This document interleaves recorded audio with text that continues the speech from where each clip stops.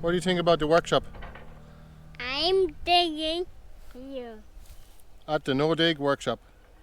This is Martin from Gardens for Life, and we're going to have a first workshop tomorrow where we will actually recreate the woodchip island. Some of you that might have been following us for a while probably know about the woodchip island, and you've probably seen a few of the videos about it. And I'm just standing in the middle of it here at the moment, and you can see this one is about 2 years old now, and we've been planting more and more perennials and leaving less space for all of the annual vegetables, which we mostly planted in the first year here.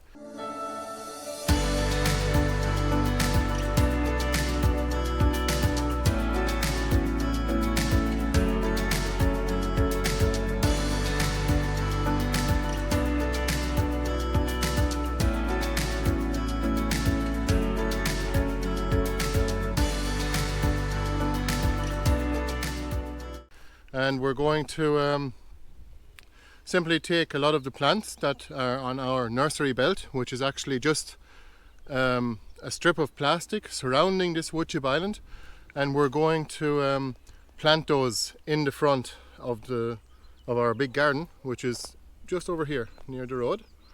And we're going to cover the compost that's been moved there by tractor. Thanks a million, Brendan, our neighbour, for making life a lot easier for us and actually moving it with a front loader of a tractor. And we're going to simply move wood chips on top of it, about 4 inches worth or 10 centimeters with the wheelbarrow, so we don't actually want to drive on the compost once it's been put down and leveled. A special thanks to all the volunteers that showed up to give us a hand with this project.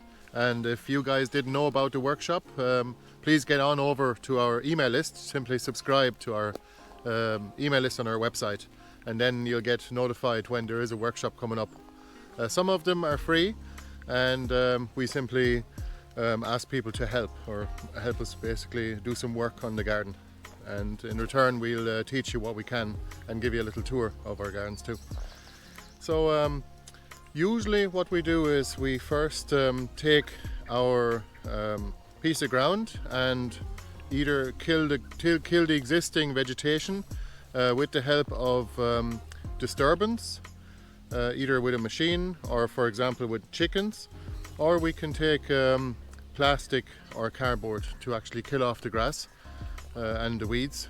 And if you want to get more detail on that, we'll be working on some material on those, but we will then put on the compost layer, which is usually 4 to 6 inches or 10 to 15 centimeters, and that can be done by front loader if your access is there, but don't drive on it after you've put it on. Simply use a rake then to actually simply flatten it out and spread it.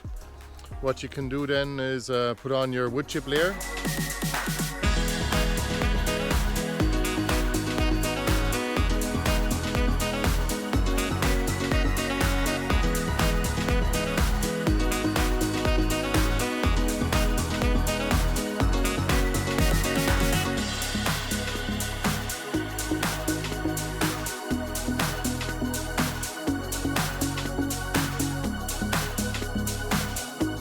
But be aware not to actually mix the wood chip layer with the compost layer, just because it's a mulch layer, so you want to make sure that it's going to be just protect your fertile layer of compost from above, both from temperatures, which is usually the cold in the winter or the heat or the sun in the summer, and it'll stop it from drying out actually. And of course that has many benefits, but also the soil life actually doesn't get killed by the UV rays. Then once you've put on your wood chip layer,